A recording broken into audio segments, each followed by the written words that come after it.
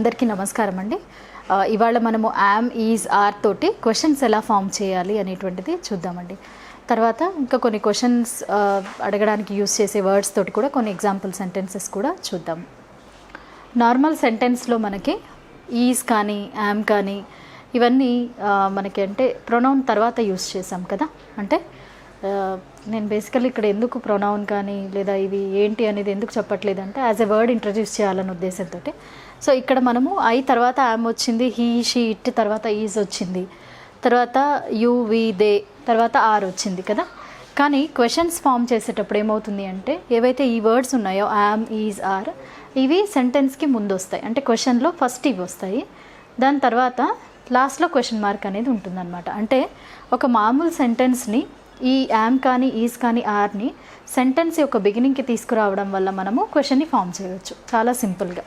Okay, so మనము am తోటి question అనేది ఫామ్ చేసేటప్పుడు am I, okay am I. ఇప్పుడు say for example I'm eating అనేది ఉందనుకోండి, I'm eating, it's a normal sentence. అదే నేను యామ్ని ముందుకు తీసుకొచ్చాను అనుకోండి, యామ్ ఐ ఈటింగ్ అంటే నేను తింటున్నానా. సెంటెన్స్ని క్వశ్చన్ లాగా చేయడం అనమాట. ఈ యామ్ని ఈజ్ని ఆర్ని సెంటెన్స్ యొక్క బిగినింగ్కి తీసుకురొచ్చి. ఓకే, సో అలాగే ఈజ్తో కూడా is she are is he, is it. Okay, next are you అంటే యూకి వీకి దేకి ఆర్ కాబట్టి సో ఆర్ అనేది ముందుకు రావడం వల్ల దానికి రిలేటెడ్ క్వశ్చన్స్ అనేవి వస్తాయి. ఆర్ వచ్చే అంటే యూకి వీకి దేకి ఆర్ అనేది వస్తుంది కదా. సో ఆర్ని ముందుకు తీసుకురావడం వల్ల దాని రిలేటెడ్ క్వశ్చన్స్ అనేవి చేయొచ్చు. కొన్ని ఎగ్జాంపుల్స్ చెప్తానండి, మీకు ఒక అండర్స్టాండింగ్ వస్తుంది. కొన్ని ఎగ్జాంపుల్స్ చేద్దాము, ఒక ఎక్సర్సైజ్ కూడా చేద్దాం. యామ్ ఈజ్ ఆర్ తోటి కొన్ని సింపుల్ సెంటెన్సెస్ అంటే సింపుల్ క్వశ్చన్స్ రాసానండి నేను. Okay, am I late. అదే మనం ఒకవేళ నార్మల్ సెంటెన్స్ లాగా రాస్తే I am late, I am late అనేది నార్మల్ సెంటెన్స్. క్వశ్చన్ వచ్చేటప్పటికి am I late. Okay, next am I correct అనేది క్వశ్చన్. ఒకవేళ అది సెంటెన్స్ లాగా మీరు మాట్లాడాలనుకోండి, I am correct. Okay, next am I looking good. Am I looking good is a question, I am looking good అనేది sentence. Okay, next is he coming, అతను వస్తున్నాడా, దాన్ని సెంటెన్స్ లాగా అయితే he is coming. Is she your friend, ఆమె మీ ఫ్రెండా, అది నార్మల్ సెంటెన్స్ అయితే she is your friend. Okay, next is this your new car, ఇది నీ కొత్త కారా అని అడుగుతున్నాము, అదే సెంటెన్స్ అయితే this is your new car. Okay, next are you coming to the meeting. Okay, are you coming to the meeting అంటే మీటింగ్కి వస్తున్నారా అని. You are coming to the meeting అంటే ఆర్డర్ లాగా రావాలి ఖచ్చితంగా అన్నప్పుడు అంటే సెంటెన్స్ మార్పు చూడండి. Next are you prepared for the test or interview or you are prepared for the test or interview అంటే జనరల్గా పక్క వాళ్ళని అయితే మనం క్వశ్చనే అడుగుతాం కదా, మన గురించి అయితే మనం సెంటెన్స్ లాగా చెప్పుకుంటాం కానీ సో ఇది క్వశ్చన్ లాగే అనమాట, వేరే వాళ్ళని మనం అడుగుతున్నాం. Next are we going to celebrate his birthday, ఎవరిదో బర్త్డే ఉంది, are we going to celebrate his birthday అంటే ఫ్రెండ్స్ గ్రూప్ ఉంది లేదా కజిన్స్ గ్రూప్ ఉంది, సో వాళ్ళు మనం అతని బర్త్డే సెలబ్రేట్ చేద్దామా ఏదో ప్లాన్ ఉందన్నమాట, దానికి related sentence. Next are they your neighbours, వాళ్ళు మీ నైబర్సా, మీ పక్కింటి వాళ్ళ అని. ఓకే, అదే సెంటెన్స్ లాగా అయితే దే ఆర్ యువర్ నైబర్స్, వాళ్ళు మీ పక్కింటి వాళ్ళు. ఓకే, ఏం లేదు, సింపుల్గా మనము ఈజ్ని యామ్ని ఆర్ని సెంటెన్స్కి ముందు తీసుకురావడం వల్ల క్వశ్చన్ అనేది ఫామ్ అయింది. అయితే దీంట్లో ఒక చిన్న ఎక్సర్సైజ్ చేద్దామండి. నేను ఓన్లీ కొన్ని వర్డ్స్ ఇస్తాను, దాన్ని మీరు కరెక్ట్గా అరేంజ్ చేసి ఒక సెంటెన్స్ లాగా ఫామ్ చేయాలి లేదా క్వశ్చన్ లాగా ఫామ్ చేయాలి.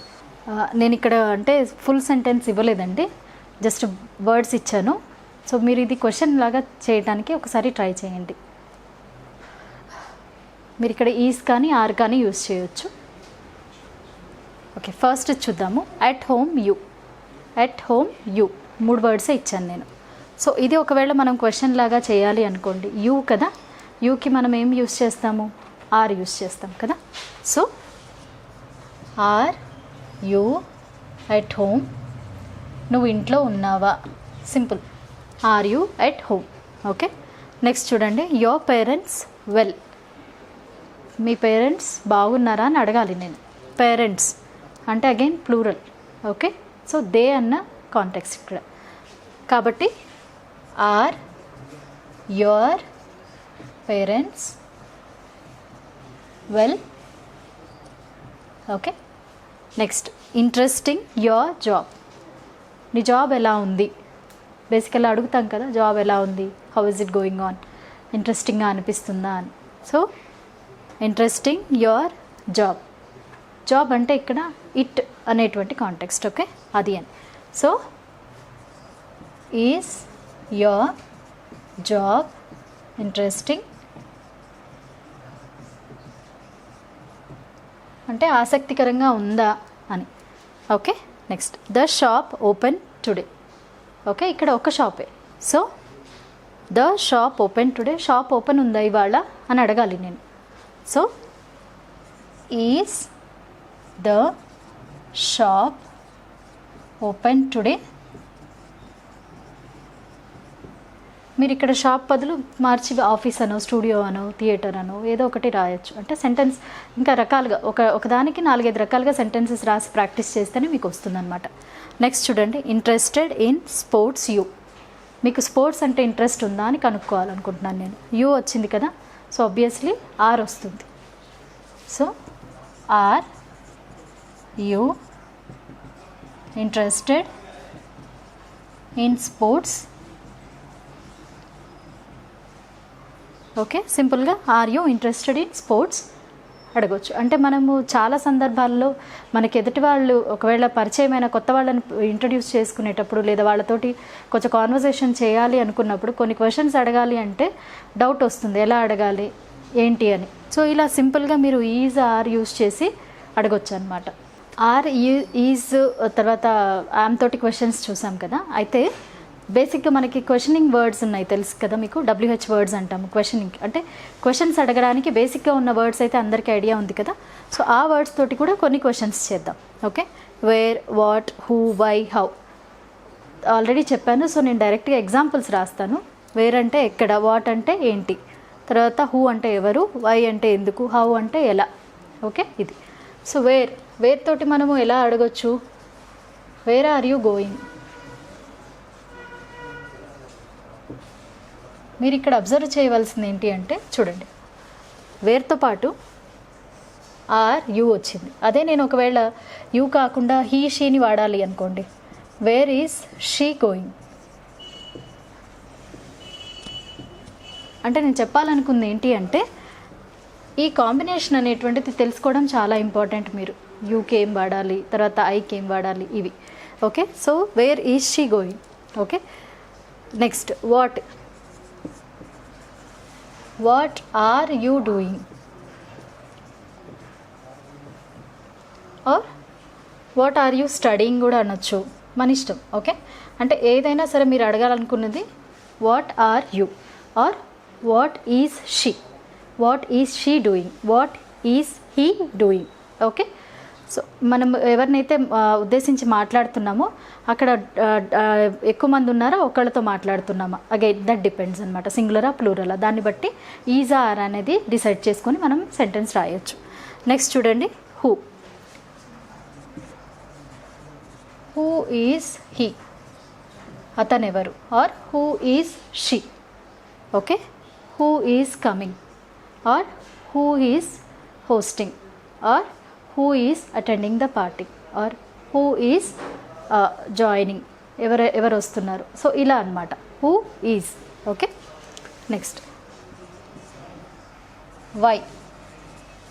why are you late. Okay, or why is she late.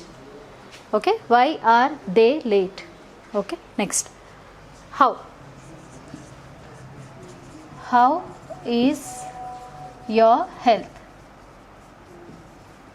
How are your parents. ఇలా. సో బేసిక్ క్వశ్చనింగ్ వర్డ్స్ ఇవి. వీటితోటి ఈజ్ ఆర్ అనేటువంటిది ఎలా కంబైన్ అయ్యి ఉంటుందో నేను మీకు చెప్పాలనుకున్నాను. అయితే దీంతో కూడా ఒక చిన్న ఎక్సర్సైజ్ చేద్దామండి, సింపుల్ ఎక్సర్సైజ్ చేద్దాము.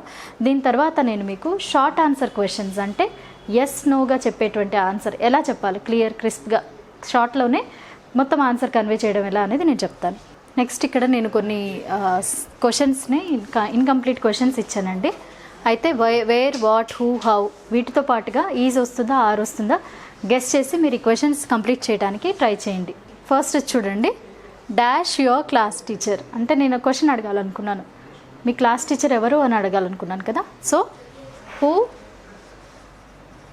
Is your class teacher. Next dash your parents అంటే మీ పేరెంట్స్ ఎలా ఉన్నారు అని అడగచ్చు. అంటే నేను అడగాలనుకున్నది అది. How are your parents. Next dash the hospital. Where is the hospital. Okay, అంటే హాస్పిటల్ ఎక్కడ ఉంది అని అడగాలనుకున్నాను. Dash your favourite sport.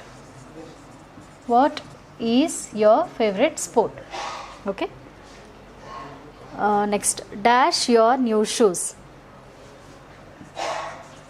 Wear are your new shoes. Okay, ఇక్కడ what is your favourite sport అనొచ్చు, or which is your favourite sport అని కూడా అనొచ్చు అనమాట. ఓకే, సో విచ్ కానీ వాట్ కానీ రెండు యూజ్ చేసినా కరెక్టే ఇక్కడ ఈ కాంటెక్స్ట్లో. ఓకే, సో ఇది బేసిక్గా అంటే ఈజ్ ఆర్ యొక్క యూసేజ్ అండి. అయితే మనము ఈజ్ ఆర్ తర్వాత యామ్ వీటితోనే షార్ట్ ఆన్సర్ ఎలా చెప్పొచ్చు అనేది చూద్దాం. ఇక్కడ కొన్ని క్వశ్చన్స్ రాయడం జరిగింది. ఇప్పుడు మనము క్వశ్చన్స్ అన్నిటికీ అంటే ఈ క్వశ్చన్స్ది కూడా ఆల్రెడీ చెప్పాను నేను, కానీ మళ్ళీ ఇందులో టాపిక్గా నేను చెప్తున్నాను.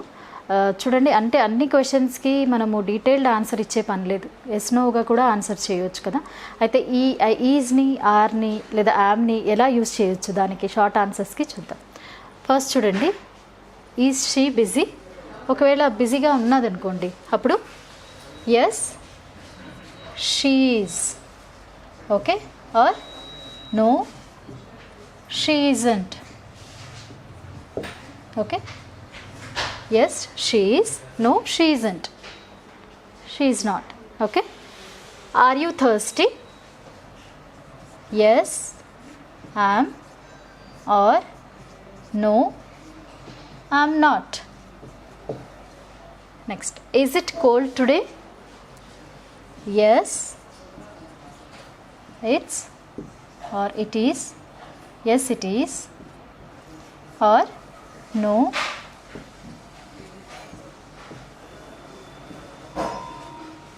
it isn't. Okay, next, are they your cousins. Yes they are, or no they aren't.